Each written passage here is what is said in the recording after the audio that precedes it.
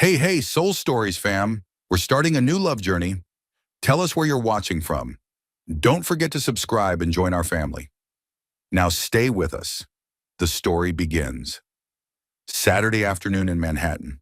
Sunlight slanted through the tall glass windows of Harper's Brew, a high-end cafe tucked in Midtown, where young professionals talked about stocks, fashion, and vacations that were never cheap. The scent of espresso mingled with vanilla and slow jazz from the ceiling speakers, creating an atmosphere that felt warm or cold, depending on whether someone was sitting across from you. David Prescott chose the table by the window. He arrived 15 minutes early, dressed in a tailored navy suit, a perfectly knotted ash gray tie, a Patek Philippe on his wrist. Everything about him was neat and refined, except for the titanium wheelchair he sat in, the one that had been part of him for 3 years since the accident that took away the feeling in his legs. On the table, his cappuccino steamed lightly. The silver spoon lay untouched. He checked his watch. The second hand glided on in silence. The girl he'd matched with on the app had texted, "I see you," and then nothing more. David looked up and caught sight of a young woman standing at the entrance. She wore a beige silk dress, red lipstick, and expensive heels. Her gaze hesitated for a second on the wheelchair, then darted away. A notification popped up on his phone. Something came up. Sorry, no emoji, no goodbye. He stayed still. A young barista came over to refill the water carafe, his eyes holding a trace of sympathy. David nodded politely, forcing a social smile. Inside, something quiet caved in. He tried to console himself with the kind of self-deprecating humor lonely people used. If every minute waiting counted as CEO time, I'd be a millionaire again by now. He pretended to study the menu, flipping each page as if seriously debating between a latte and a macchiato, while stealing glances at his reflection in the glass. Outside, people laughed, walked their dogs, took selfies, and hugged each other on crowded streets. And he, a 34-year-old man, once on the cover of Forbes, once feared by an entire tech industry, now sat like an outdated exhibit in a modern gallery. The afternoon light spilled down, glinting off the metal frame of his wheelchair like a cruel reminder. A streak of coffee dripped down the cup's rim. He didn't bother wiping it. Then through the heavy quiet, a small voice broke in. "Mommy, why does that man look sad?" David flinched slightly. The child's voice was clear, innocent, cutting right through the lazy jazz in the air. He turned. A little girl about 5 stood nearby with brown pigtails and a bright red bow, the only splash of color in the wooden-tone cafe. She clutched an old teddy bear, her hazel eyes wide and shiny. The woman beside her, Anna Wilson, flushed crimson. "Lily, sweetheart, don't say that!" Her voice was soft but firm, the kind of tone used by someone who's apologized for her child many times before. David chuckled, raising a hand. "It's okay. Kids tell the truth. At least she didn't call me a robot." Anna looked up, and he saw tired but kind eyes, the kind that still carried light after too much darkness. She wore a gray cardigan, her hair tied in a loose bun, and sneakers with a little dust, not glamorous like the women he used to meet. Yet something about her made the space feel calmer. Lily tugged her mother's sleeve, pointing to his table. "Mommy, he has coffee. But he's not drinking it. If he waits too long, it'll get cold." She turned to him, tilting her head, her voice sweet as sugar. "Mister, coffee gets cold when you sit alone." "Want a drink with us?" The cafe chuckled softly. Anna, mortified, whispered, "Lily, I'm so sorry. She's friendly." David smiled. "It's fine. I think she just saved me from the coldest cup in Manhattan." Lily pulled out a chair and set her teddy bear on the table. "This is Mr. Buttons. You can talk to him until we come back." Anna laughed, a mix of embarrassment and warmth, then ordered another latte and returned, placing it before him. "Consider this an apology for my daughter's curiosity." David looked at the steaming cup. "Curiosity," he said, "is how every great invention begins, and every interesting meeting." Anna smiled faintly and Lily exclaimed, "Mommy, he talks like people in movies." Her laughter rippled through the cafe, making even the clinking of spoons sound brighter. David felt his chest lighten, a strange warmth traveling down his spine, a place he thought could no longer feel. For 3 years, he had grown used to pitying looks and conversations that ended before they began. But today, a 5-year-old girl and her mother had shattered that glass wall, simply by inviting him for coffee. When they left, David watched them through the window. The last rays of sunlight fell on Anna's brown hair, on Lily's red bow, a small streak of hope glimmering amid the steel city. The coffee before him had gone cold. He took a sip, bitter with a trace of sweetness, and laughed for the first time in 3 years. The coffee was still cold, but his heart wasn't. The following Saturday afternoon, Harper's Brew was as crowded as ever. Sunlight streamed through the tall windows, glinting off latte glasses and scattering hundreds of tiny golden dust motes in the air, like flecks of gold drifting in slow motion. David Prescott sat in the exact same spot, the window table overlooking Lexington Avenue. His gray coat hung neatly over the chair, the titanium wheels of his chair polished to a mirror shine. He tried to look casual, but his eyes kept flicking toward the door. The one he knew a little girl with a red bow might walk through at any moment. He told himself it wasn't anticipation, just curiosity to see if she'd ruin someone else's coffee this time. But his heart knew better. He was waiting. The glass door swung open. A breeze carried in the scent of vanilla and the soft chime of the cafe bell. "Lily, slow down, honey," Anna's gentle, tired voice said. David looked up. She still wore her gray cardigan, her brown hair tied low, but today there was a cream scarf around her neck, simple, cozy, effortlessly warm.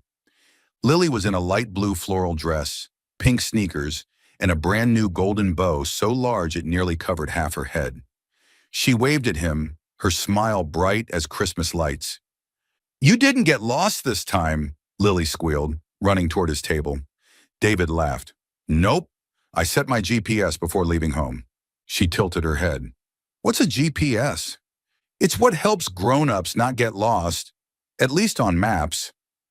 Lily frowned, thinking hard, then declared, "Mommy should get one too." Last time she drove to Walmart and ended up at Target. Anna laughed, shaking her head. "Sweetheart, can we not share every family secret with strangers?" They sat together. A waiter brought Lily's hot chocolate, topped with 3 puffy white marshmallows floating like clouds. Lily took a deep sniff. "I love marshmallows. They look like the sky when it's soft." David smiled. "If you want, I could buy you the whole sky." Her eyes widened. "Do you have that much money?" Anna burst out laughing, shaking her head in disbelief. "Lily, age 5, professional silence breaker." David chuckled. "Highly skilled. I bet she never signs NDAs." Anna sighed dramatically. If only she did. The mood grew easy, light and natural. Lily dipped her finger into the whipped cream, licked it clean, then fired off a stream of questions. "What's your job? Do you have a dog? Have you ever met a famous person?" David answered everyone, patient and playful, as if on a talk show. "I work with computers. Tell them what to do and hope they listen. I used to have a dog, but he was too smart. Ended up becoming my boss. And the most famous person I've met," he paused dramatically, "is myself every morning in the mirror." Lily's jaw dropped. Then she burst out laughing. Anna tried to hold it in but failed, her laughter spilling out. Clear, unforced, warm enough to make nearby customers smile too. David tilted his head, caught off guard. Her smile wasn't like any he'd seen at the elite parties of New York's tech world. Not polished, not posed. It was real. And for the first time in years, being ordinary felt like the most extraordinary thing. Lily darted off to the pastry counter, mesmerized by the rows of muffins and cookies. Anna exhaled softly and turned back to him. "You're not what people expect," she said. David raised an eyebrow, half teasing, half curious. "And what do they expect?" "Distant, cold, the kind of CEO who only speaks through email." "Maybe they're right, unless someone walks up and asks why my coffee's still untouched." Anna smiled faintly, stirring her latte. The sunlight glowed across her hand, forming a small halo. "You're quite the smooth talker." "Not really. I just tell the truth. People usually see the chair before they see the person in it. Her expression softened. It wasn't pity, it was understanding. She was a nurse. She'd seen too many people lose themselves after an accident. She knew the cruelest part wasn't the loss of mobility, it was being seen differently. Quietly, she said, "I see the man sitting in front of me, not the chair he's in." Such a simple sentence, yet it struck him deep. For the first time in years, David felt truly seen. Lily returned with a muffin twice the size of her hand, crumbs already on her chin. "Mommy, can he help me cool it down?" David grinned. "I don't know how to blow on muffins, but I can give it my CEO glare. Works every time." Lily gasped dramatically, then laughed so hard she nearly spilled her chocolate. Anna shook her head, eyes full of quiet gratitude. The afternoon passed faster than steam from a cup. When they finally stood to leave, Lily waved. "Bye, Mr. David. I'll come back next week if Mommy says yes." "I'll tell my coffee not to get cold before you arrive," he replied. Anna laughed, dipping her head slightly. "Thank you. For today." The late sunlight poured in, coating her brown hair in honey, and turning Lily's golden bow into a ribbon of molten light. David watched them disappear into the crowd beyond the window. He didn't tell anyone, but he already knew his answer. He'd be back next week, not for the coffee, but for the two people who somehow made it warm again. Half a cup of coffee sat forgotten, gone cold, but on his lips the taste of laughter still lingered. Saturday morning, Manhattan glowed like honey. The wind from the Hudson drifted down Lexington Avenue, carrying the scent of freshly roasted coffee from Harper's Brew, the cafe David Prescott had chosen as his recurring accidental meeting spot. He arrived 15 minutes early, as if to reserve a corner of memory for himself. The familiar window table, with just enough sunlight to cast a soft glow over his hand, flipping open the laptop, pretending to read emails. On the screen, the company's stock chart blinked, but his eyes didn't register a single number. Beside the laptop was a vase of yellow tulips the staff had placed there, and his third cappuccino at the same hour since that fateful first encounter. David chuckled to himself. How ridiculous. A CEO who once scheduled meetings worth millions, now feeling nervous over a 5-year-old girl and her mother. The doorbell jingled. He looked up, and he didn't need to see clearly to know the yellow ribbon had arrived. "Mr. David," Lily squealed, her voice so bright that everyone in the cafe turned to look. Anna followed behind, holding a small bag of pastries, slightly out of breath. "Slow down, sweetie, he's not running away." "But I was scared he'd change tables," Lily replied, pulling out a chair with a triumphant grin. David laughed, resting his elbow on the table. "Don't worry, I signed a lifetime contract with this table." Lily tilted her head wide-eyed. "How long is a lifetime?" "Until the coffee stops tasting good." "Then that means forever," she declared with complete confidence, making both Anna and David burst out laughing. A cup of hot chocolate for Lily, a cappuccino for Anna, and an espresso for David. The three of them sat around the small round table, sunlight streaming through the glass, creating a warm halo around them, like a quiet, happy scene from a film. Lily started talking, waving her hands dramatically, her voice full of pride. "You know what, Mr. David? My tooth fell out yesterday. I put it under my pillow for the tooth fairy, and this morning I found a shiny dollar." David widened his eyes in mock surprise. "Really? I didn't know the tooth fairy was still operating in New York." Anna smiled. "Trust me, that fairy swiped a credit card before leaving the cash." All three laughed. Lily rested her chin on her hands and looked at David curiously. "Did you ever lose a tooth, Mr. David?" "Sure did. But every time I did, the fairy only left me a dentist's bill." Anna burst into laughter, a little too loudly. Her hand brushed the cup, spilling a bit of coffee over the rim. She quickly grabbed a napkin to wipe it up, her cheeks turning pink. Lily giggled mischievously. "Mommy blushes when you talk, Mr. David." Anna stifled a laugh, while David chuckled for real this time, his eyes gleaming with a rare kind of joy. When Lily ran off to the pastry counter to choose a cookie, Anna leaned back slightly and exhaled. "You always make her laugh. I can't remember the last time I saw her this happy." "Maybe it's because she knows how to make everyone around her laugh too," he said softly. Anna smiled, gazing out at the street. "I used to think New York was a cold place." but somehow things have felt warmer since Lily met you. David said quietly, "Thank you. I think she's the one who taught me how to reheat my heart." A gentle silence settled between them. Amid the soft hiss of the espresso machine and the low jazz playing, they looked at each other. Not for long, just enough to notice that the light in the other's eyes was the same as the one from yesterday afternoon. Lily came back, holding a heart-shaped cookie. "Mommy, I'm going to share half with Mr. David." "Oh, thank you, sweetheart. I think this might be the sweetest investment I've ever made." Anna teased, "You always sound like you're signing a business deal." David shrugged. "Occupational habit. But today I'm signing with candy." They all laughed.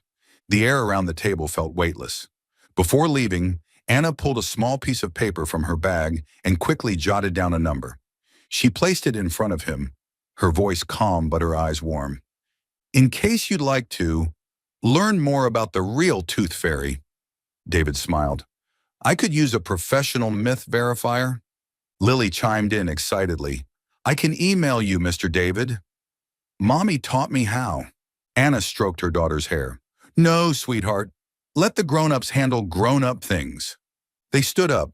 Lily waved goodbye, her brown hair swaying in the sunlight, the yellow ribbon gleaming like a tiny piece of the sun. "Bye, Mr. David. I have a heart problem, but I'm not sad. Mommy says my heart just needs to love a little stronger than everyone else's." David froze. The smile on his lips faltered for half a second, as if her words had touched the deepest place he thought had long turned to ice. He looked at the small girl, those chubby cheeks, those sparkling eyes, and suddenly found it hard to breathe normally. Anna gently placed her hand on her daughter's shoulder. "Come on, say thank you to Mr. David, and let's go." "Thank you, Mr. David," Lily chimed, her voice ringing like a bell. The cafe door closed behind them. David sat still, looking through the glass. Two small figures grew distant down the street. He wasn't sure when he had started longing for something this simple. An afternoon, 2 cups of coffee, a child's bright laughter. The espresso in front of him had gone cold. But this time he didn't mind, because he knew next Saturday he'd be back. Sunday morning in New York. The sky was startlingly clear, streaked with soft white clouds brushed across it like watercolor. David Prescott sat in his penthouse office, facing the wide glass window that overlooked Central Park in the heart of autumn. Below, the rows of trees shimmered gold, a massive carpet laid out by the season itself. On his desk, his laptop glowed with multiple open tabs, hospitals from Johns Hopkins to Memorial Sloan Kettering. He stopped at one name, Dr. Aon Kuo, Chief Pediatric Cardiac Surgeon at Memorial Hospital. In the photo, the man was smiling, wearing glasses, and holding a plastic heart model. He looked both serious and kind. David bit his lip and murmured, "If anyone can fix that little heart, it's him." He pressed call. A woman's polite, distant voice answered, "Dr. Kuo's office. How may I help you?" "This is David Prescott." A pause, short but telling, as if she needed a moment to confirm she was truly speaking to David Prescott, CEO of Prescott Industries. "Yes, Mr. Prescott. How can we assist you?" "It's not for me," he said slowly, carefully, as though afraid to break something fragile. "It's for a 5-year-old girl. Her name is Lily Wilson." That afternoon, he went to Harper's Brew. This time, no suit, just a navy sweater and dark jeans. Simplicity looked almost foreign on a man who usually lived in pressed perfection. Anna and Lily were already there, the same window table, as though the three of them shared an unspoken ritual.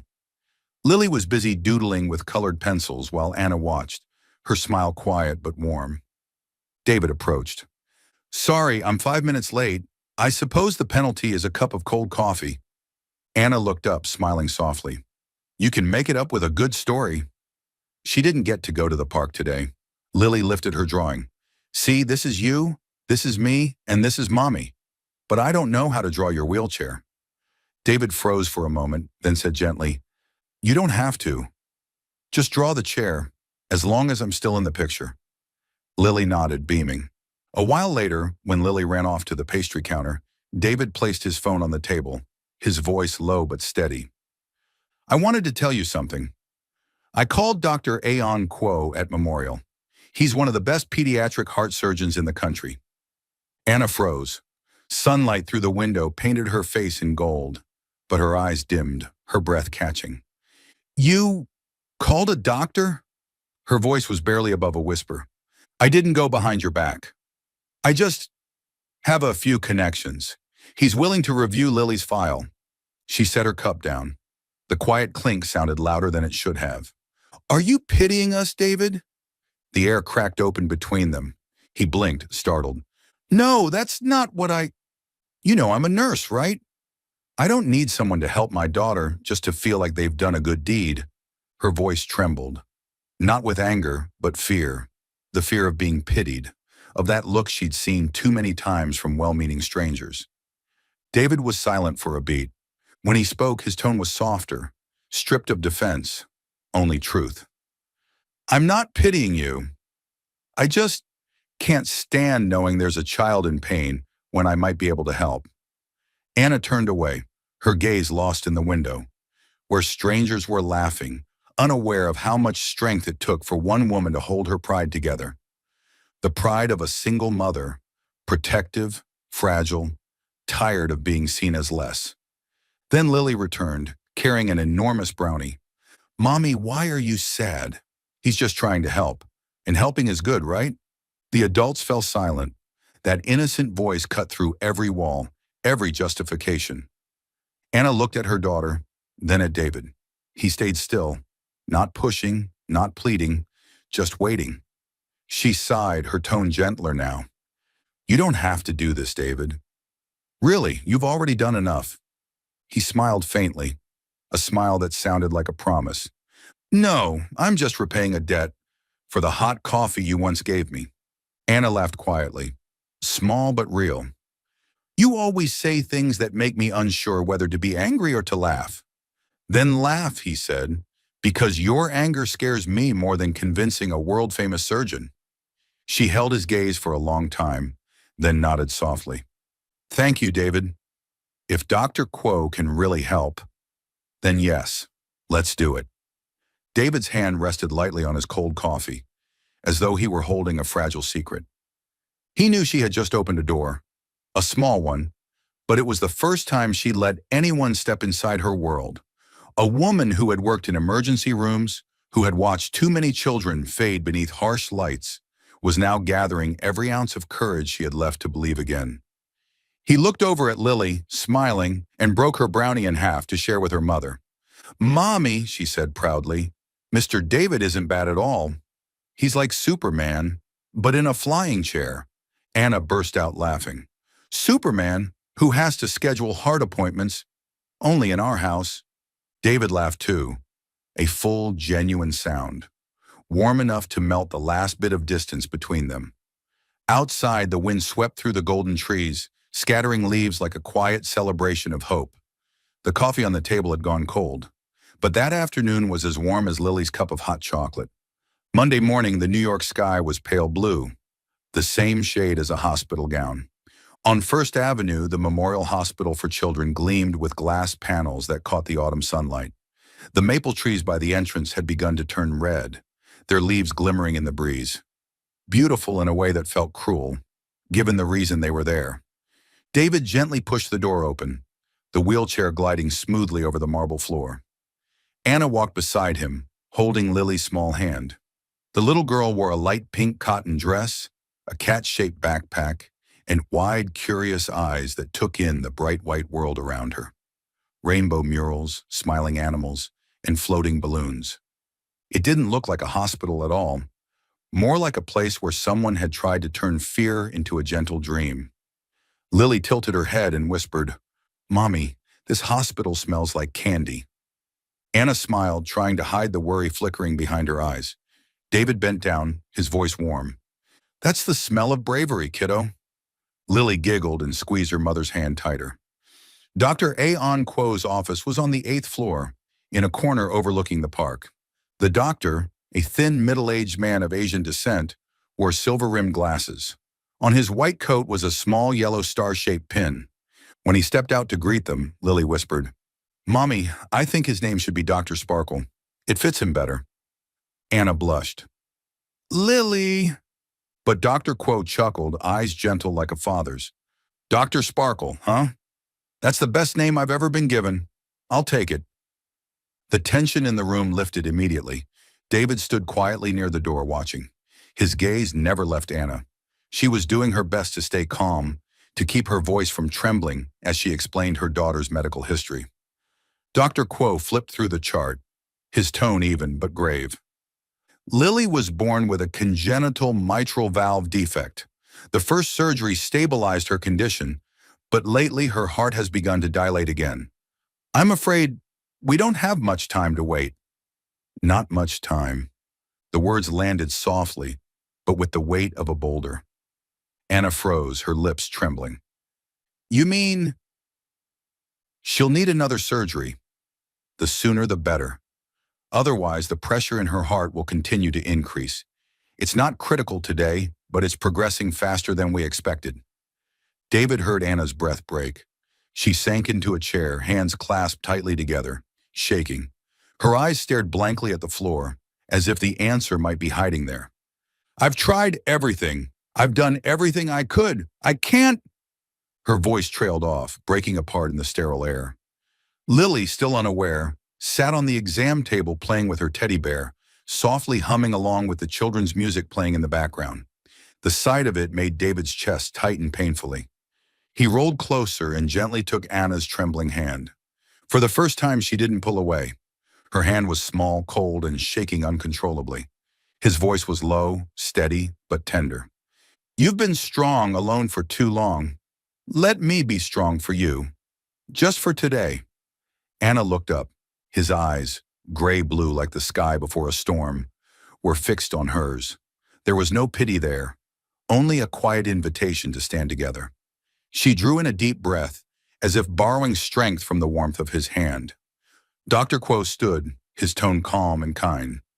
I know this isn't easy, but Lily is a brave little girl. Children have a way of overcoming things that adults can't even imagine. Anna nodded, brushing away a tear. She squeezed her daughter's hand, managing a faint smile. You hear that, sweetheart? You're a superhero. The little girl tilted her head. So Dr. Sparkle fixes superheroes' hearts? Dr. Quo laughed. That's right. And Mr. David here is my assistant. Assistant? David feigned indignation. At least make me the chief financial officer of the superhero team. Lily burst out laughing, a sound so pure it filled the room. And Anna laughed too, though her eyes were still rimmed with red. Before they left, they passed a small gift shop in the hospital lobby. Shelves were lined with toys, plush animals, balloons, heart-shaped trinkets, and tiny glass stars that glittered under the lights. Lily stopped, her gaze fixed on a small crystal star spinning slowly on a display stand. The light refracted through it, scattering rainbows across the floor. Mommy, I want this one. Anna started to say no. The little sign read $28.99. But David spoke first, smiling at the clerk. Please wrap it for me. This is today's most important transaction. Lily hugged the glass star tightly, staring into its transparent glow, as if it held a tiny universe inside. I'm naming it Hope. Why Hope? David asked. She looked up at him, her smile bright as dawn. Because stars stay even when it's dark. Anna stood behind her, silent, watching her daughter. And this time, she didn't hide her tears. David murmured softly like a prayer. And when morning comes, it'll still be there, waiting for you. And when they stepped out of the hospital, the sky was still clear, but the sunlight had softened. David pushed the wheelchair slowly beside them. Lily held the crystal star high, letting the sunlight pass through it, casting little rainbows that danced across David's shirt. Anna saw it and smiled faintly. In that moment, amid the crowded heart of New York, they looked like a small family, unspoken, fragile, but real. And somehow, hope had begun to take shape.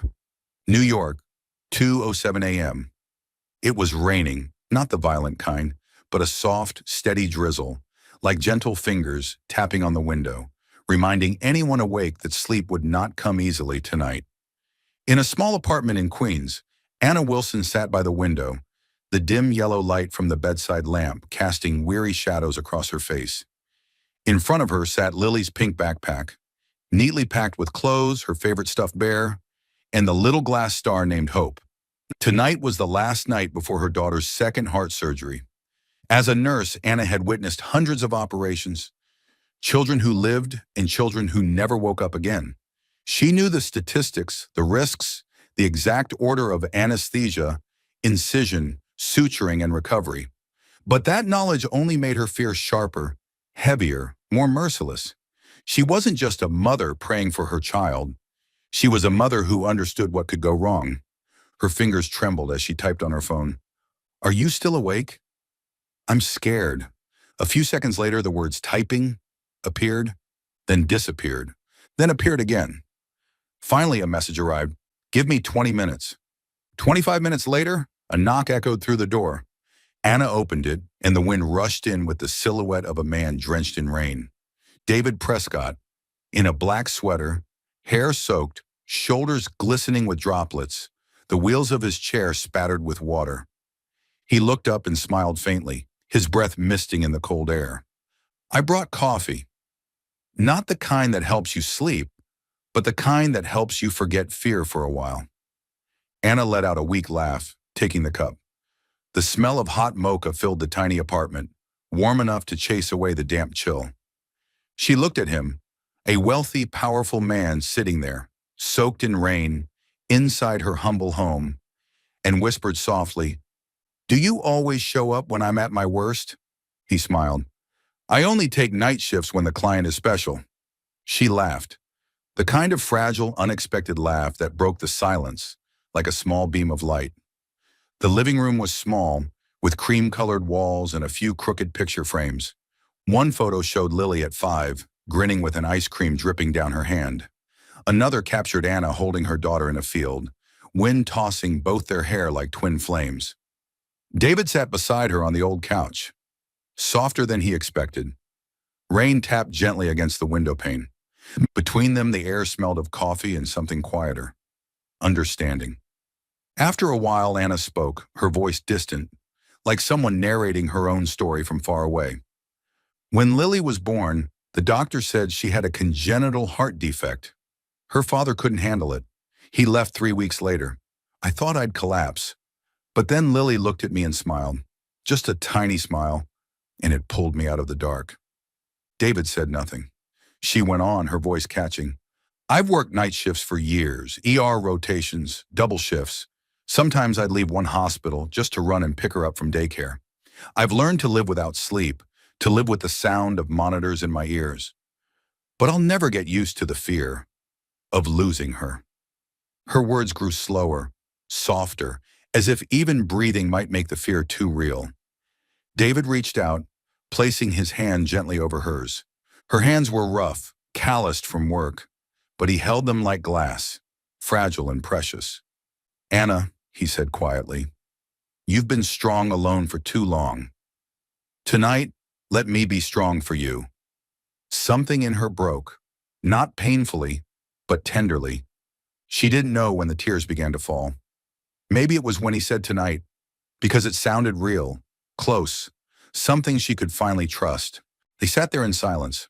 No comforting cliches, no empty promises, just two people in the dark, listening to the rain and the soft ticking of the clock, the distant hum of the city that refused to sleep.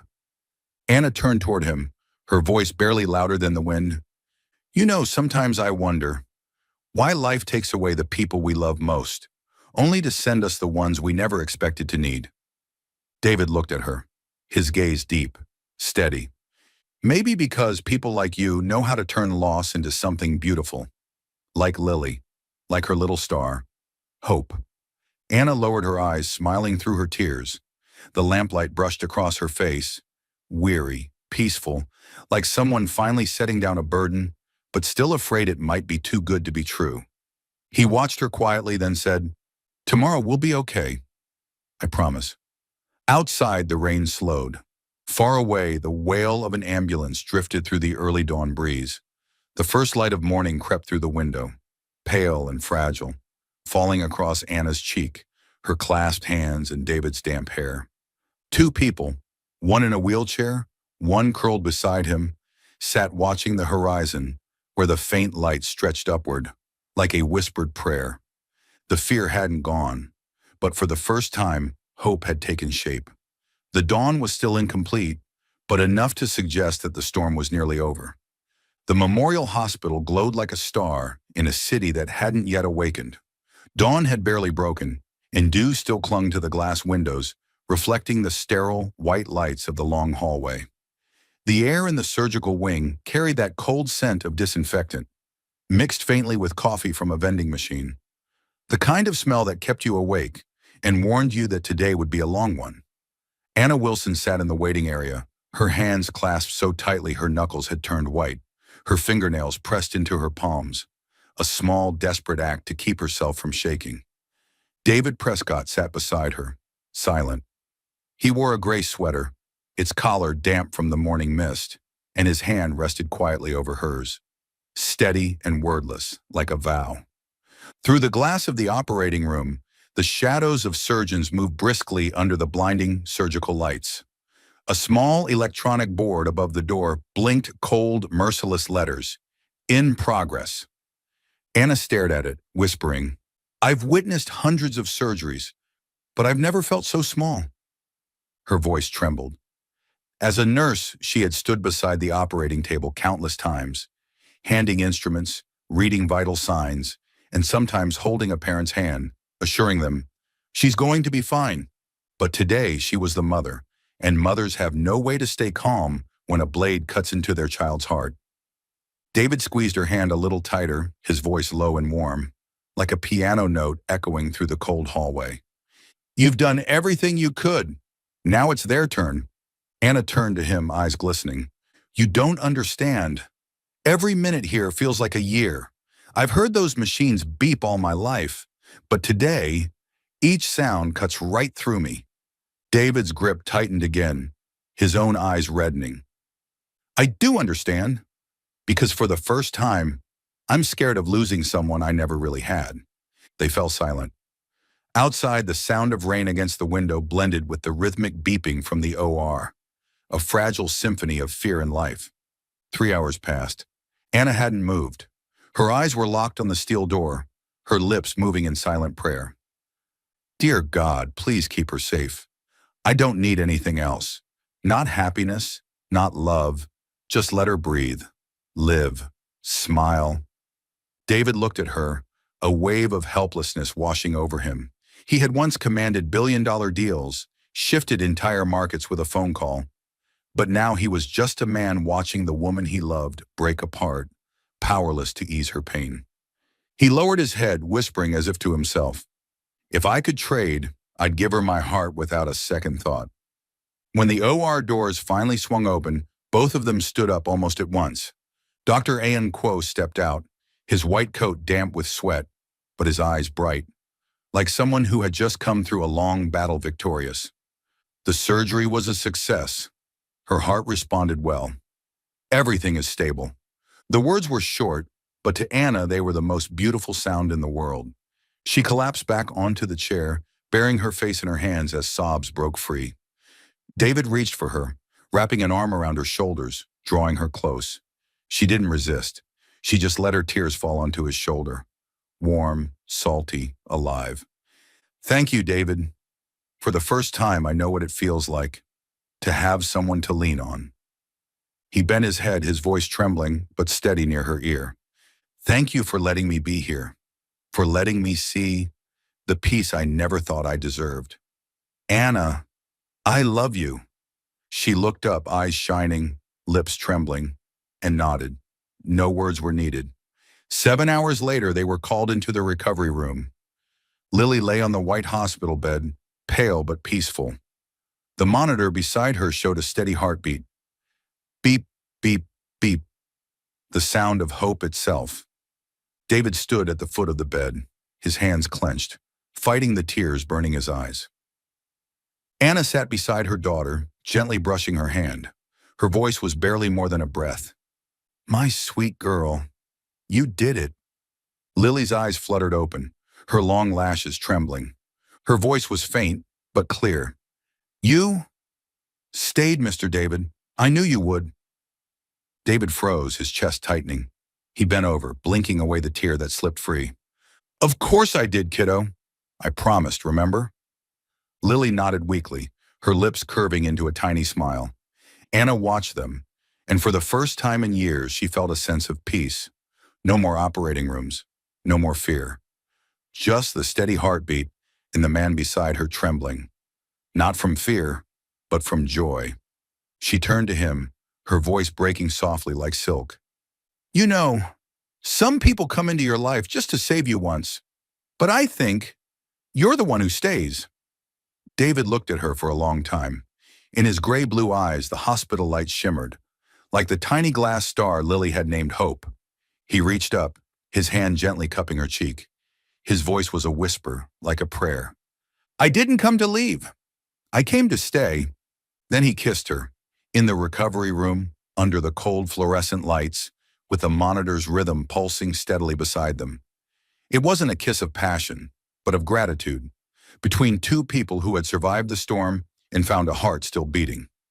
Outside the glass window, Dr. Quo stood watching, a soft smile on his lips. He turned to the nurse beside him and said quietly, a successful surgery is one thing, but it looks like another heart just came back to life too. Inside, Lily had drifted back to sleep, her small hands still wrapped around her mother's fingers. Anna and David sat close, saying nothing to each other. Beyond the window, the setting sun cast a golden reflection on the building across the street. The monitor's gentle rhythm continued. Not just the heartbeat of a little girl, but of three souls beginning a new chapter. Because sometimes, for a heart to truly live again, all it needs is someone who chooses to stay. Winter had returned to New York, but David Prescott's penthouse had never felt warmer. On the 40th floor overlooking Central Park, the morning light streamed through the curtains, spilling across pale wood floors and white walls. The apartment no longer held the sterile chill of a billionaire's solitude, the kind once filled only with the hum of a coffee machine and the clack of a keyboard. But now with laughter, off-key singing, and the smell of burnt eggs. Mr. David, smoke! Lily squealed, pointing at the pan where David was trying, with the concentration of a man closing $1 million deal, to flip an egg that had clearly given up hope. He frowned, voice serious, as if analyzing a corporate crisis. The problem isn't the eggs, it's the pan. Anna laughed behind him. No, the problem is you added the oil 5 minutes too late. He shot her a look. You say that like you've won a cooking competition before. No, she teased, but I've done enough night shifts as a nurse, and my breakfasts have less smoke than yours. They all burst out laughing. David carefully plated the golden brown eggs, with a few darker patches than planned, poured milk for Lily, and asked solemnly, all right, Judge Lily, what score does Daddy David get for his first breakfast attempt? Lily rested her chin on her hands, pretending to think deeply before announcing, 6 out of 10, because the eggs stick to the pan, and you forgot the salt. David chuckled, nodding. Fair enough. Still higher than your rating for my first coffee. Anna groaned, laughing. Because you added 2 spoons of salt instead of sugar, David. After breakfast, Anna went to do laundry. She crouched beside the massive washer, a machine smarter than any computer she'd ever used. David rolled his chair to the doorway, leaning on the frame. Should I get insurance for those clothes? No need. Just a few shirts. A few minutes later came a soft beep, followed by Anna's alarmed shout. Oh no, David! Your sweater? She held up his once luxurious gray cashmere sweater, now shrunken to half its size. David stared at it for a moment, then laughed. Perfect. Now it fits Lily's doll. Anna blushed, laughing helplessly. I just killed the most expensive thing in your wardrobe. That's fine, he said, his voice playful but tender. If it bought me that laugh, I'd trade the whole closet. Anna froze, looking at him. The morning light slanted across his face. His eyes, once cold and distant, now bright, warm, and startlingly alive. Lily sat on the floor surrounded by colorful LEGO bricks. I'm building our 3-story house, she announced proudly. David smiled. Who lives on the top floor? Mommy. And the middle? Me. And the bottom? Daddy David, she shouted, because you have wheels. It's easier to roll around. Both adults burst out laughing. David leaned forward and tapped her nose gently. Then make sure my floor is clean. CEOs need a proper workspace. No, she said seriously. This is home. No CEOs, only Daddy David. The words froze him for a moment. Daddy David. 3 small syllables echoed through the wide apartment, hitting a place in him that had long turned to stone. He remembered the years spent alone, living among glass and steel, in silence so thick that laughter felt like a luxury he couldn't afford. And now, with just one child and one woman, they had turned this place into something he never thought he'd have again. A home. That afternoon, Anna sat on the couch reading while David watched Lily draw. She sketched 3 people holding hands under a smiling sun, with crooked letters spelling out, "Our family." David looked at it, lips curving softly. "I used to have an empire," he murmured, almost to himself. "Now I just want 2 girls and a smile." Anna turned toward him, eyes tender, steady. "Then you already have them." Outside, the sunset washed over the city, turning the skyline to honey and fire. Inside the penthouse, the golden light covered the 3 of them. A man, a woman, and a little girl carrying a tiny glass star in her heart. No music, no grand gestures, just breathing, laughter, and the kind of peace people spend their whole lives searching for. David looked at Anna and Lily, his gaze full of quiet gratitude. He was no longer the cold CEO of Prescott Industries. He was simply Daddy David, a man learning how to fry eggs, shrink sweaters, and smile because of the warmth inside this small, imperfect home. Outside, the city kept moving, but inside, he had finally found where to stop. Weekend sunlight poured through the wide glass windows, spilling gold across the pale wooden floor of the penthouse. On the rug, Lily Prescott, self-appointed CEO of Lilly Enterprises, was running a Lego corporation with stuffed animals as her employees and David as her financial advisor. "Daddy David, where's the quarterly report?" she demanded, hands on her hips, her tone so serious it was almost comical. David feigned panic. Which quarter? The cookie quarter or the gummy bear quarter?" Anna, filming the scene from behind them, laughed so hard her phone trembled. "You'd better prepare your documents. That CEO doesn't go easy on anyone." "I'm working on restructuring the bedroom department," he replied smoothly, making her laugh even harder. Lily frowned at both of them, shaking her head. "Adults always talk nonsense. I'm docking points for both of you." Laughter filled the spacious apartment, a sound that over time had replaced the lonely hum of the coffee machine and the monotonous buzz of financial news. That afternoon, they went to the Hayden Planetarium together. Under the high dome ceiling, light scattered into millions of stars swirling across the sky. Lily sat between them, face tilted upward, her round eyes reflecting the spinning galaxy above. "Mommy," she whispered, "do stars love each other too?" Anna chuckled softly, but before she could answer, David spoke, his voice low, gentle, echoing in the darkness. "They all do if you look closely enough. They just need to be near enough for their light to touch." Anna turned toward him. In the pale blue glow from the dome, his face appeared calm, deep and tender. So tender her heart skipped a beat. She spoke quietly, almost just for him to hear. "You're teaching my daughter about the universe, and I'm learning how to love again." David smiled, saying nothing, only tightening his hold on her hand in the dark. Above them, thousands of stars turned slowly, small souls of light moving in silent harmony. That night on the drive home, Lily had fallen asleep in the back seat, clutching her new toy. David reached over and placed a silver, star-shaped plush in her lap. "You bought that while she was asleep?" Anna asked softly. He nodded.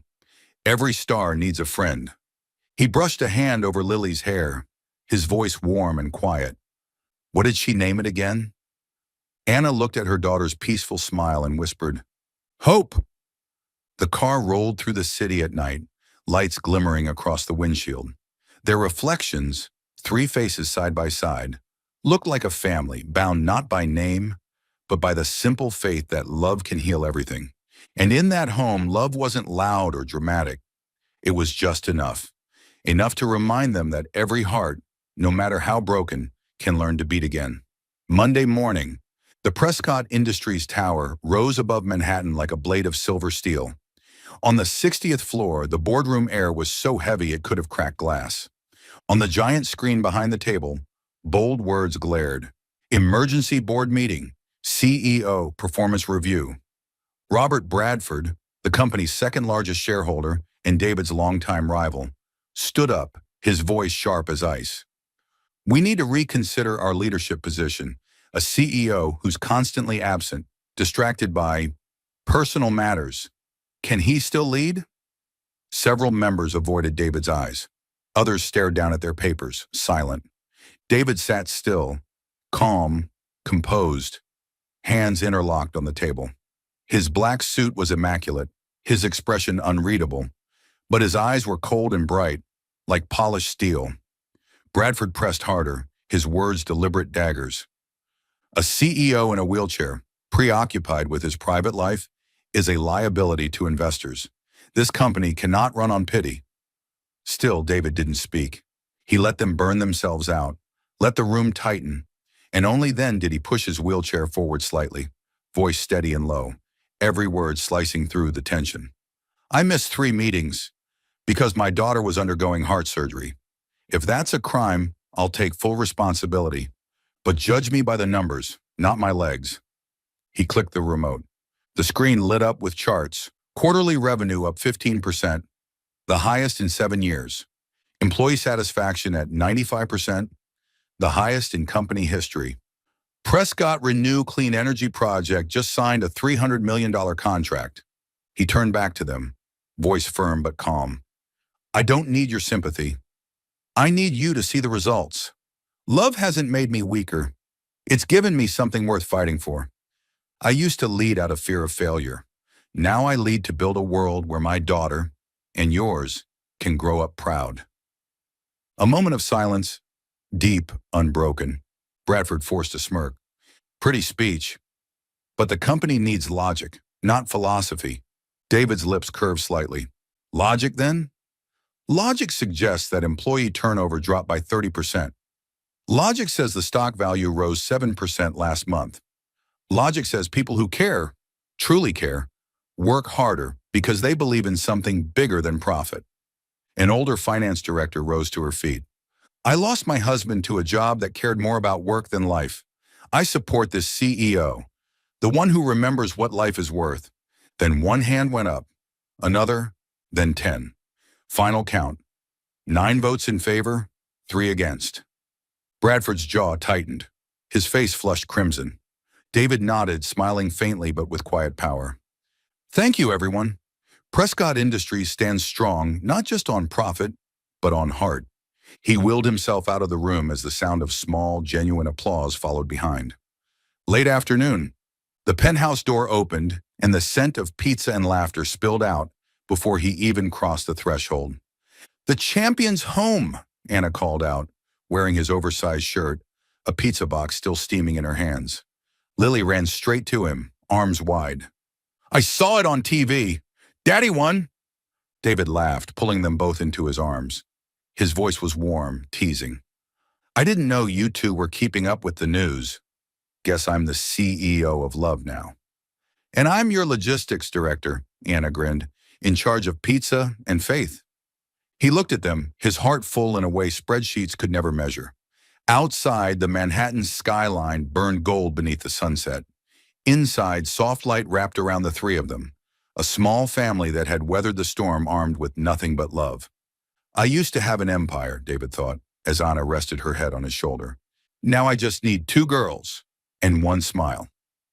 Morning sunlight shimmered over Manhattan after a night of rain. Golden rays slipped through the curtains, spilling warmth across the wooden floor. In the living room, David Prescott was bent over the coffee table, arranging things that looked nothing like the work of a CEO, roses, chocolates, and a small navy blue velvet box. He checked everything for the 5th time, inhaled deeply, then exhaled softly. From outside the bedroom came a sleepy, curious voice. What are you doing, Mr. David? He turned startled to see Lily standing at the doorway, hair tousled, clutching her stuffed bear, Hope.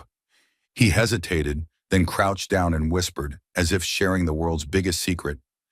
I'm planning to marry your mommy, but to do that, I need her daughter's approval. Top secret, okay? Lily gasped, covering her mouth, eyes wide. Marry mommy? Really? Really? Then can I be the donut flower girl?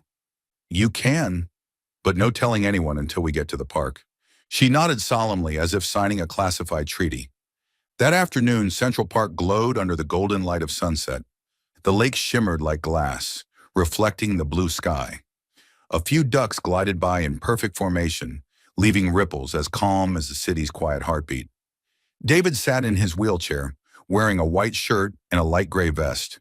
In his lap rested a bouquet of yellow tulips, the kind Anna once said looked like little suns. Anna arrived with Lily, holding 2 cups of coffee, her hair tied loosely, a smile tugging at her lips when she saw him. You invited us for a walk, but you're dressed like you're heading to a job interview.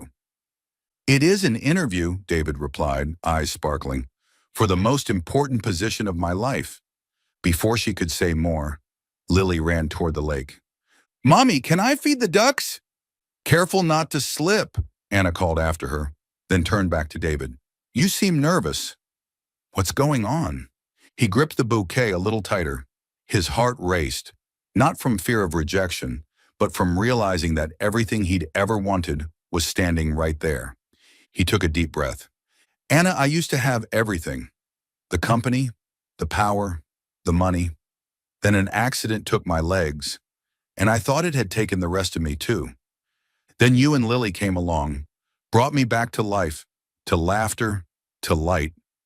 I can't promise I'll walk again, but I promise I'll stay forever. He opened the velvet box. Inside was a simple platinum ring, catching the amber light of dusk. Anna froze. Her hand flew to her mouth as tears welled in her eyes. A breeze swept across the lake, carrying the scent of grass, sunlight, and something she thought she'd lost forever. Peace. You're insane, she whispered, trembling. But yes. David laughed softly, closing his eyes for a moment as the tension dissolved into relief. He reached out his hand. Anna knelt down, sliding the ring onto his finger, and in that instant, the world seemed to stop spinning, leaving only 2 souls, once broken, now finding each other again beneath the New York sky. Tiny footsteps pattered behind them. Lily ran over, her face glowing, hands sticky with crumbs. Mommy, why are you crying? What did Mr. David do? Anna laughed through her tears. He just surprised Mommy, sweetheart. Lily spotted the ring and gasped. So now you're really my daddy? David chuckled, opening his arms to both of them. If you'll let me be. I will. But Daddy has to make breakfast. And no burnt eggs this time. Their laughter drifted into the golden air, mingling with the rustle of leaves. A few yards away, Thomas, David's longtime driver, stood quietly by a tree, phone in hand. He smiled and snapped a photo just as the last ray of sunlight fell on the 3 of them. Locked in an embrace, it was the picture David would later call the moment everything began. That night, as New York lit up outside their windows, the 3 of them sat together in their warm penthouse. Lily proudly stuck the newly printed photo on the refrigerator, right between her crayon drawings. Below it, in bright red marker, she wrote, "The day Daddy promised to stay." 1 year later, winter had returned to New York, yet the sky was unusually bright. Pale sunlight streamed over snow-covered rooftops, wrapping the city in a white and gold glow, cold but gentle, distant yet strangely tender. On the 40th floor of the Prescott penthouse, laughter filled the air. Today was a small wedding, David and Anna's. Just close friends and family. Nothing grand, nothing loud. David wore a deep navy suit, his wheelchair gleaming like new, his hair neatly combed, his eyes radiant. Anna stood beside him in a simple white dress. Lily twirled around them in a puffed pink gown, clutching a basket of rose petals, shouting with delight, "Mommy, Daddy, and stand closer!" Uncle Thomas says closer looks better in the photo. Laughter erupted. The whole room glowed with the kind of joy that didn't need decoration. Quiet, real, full. Dr. Aon Quo arrived a bit late, still wearing the small gold star pin on his white coat. He shook David's hand, then turned to Anna and Lily with a warm smile. "The most successful heart transplant I've ever seen," he said. "Three hearts that learned to beat as one." David laughed softly. "You're the one who made that miracle happen." The doctor smiled, shaking his head. "No, the miracle is them, the ones who know how to love and to be loved in return." After the ceremony, they sat together in the living room, watching snow fall beyond the glass. New York stretched below, a sea of lights. Inside, the penthouse radiated the warmth of a true home, not from heaters, but from three hearts beating in sync.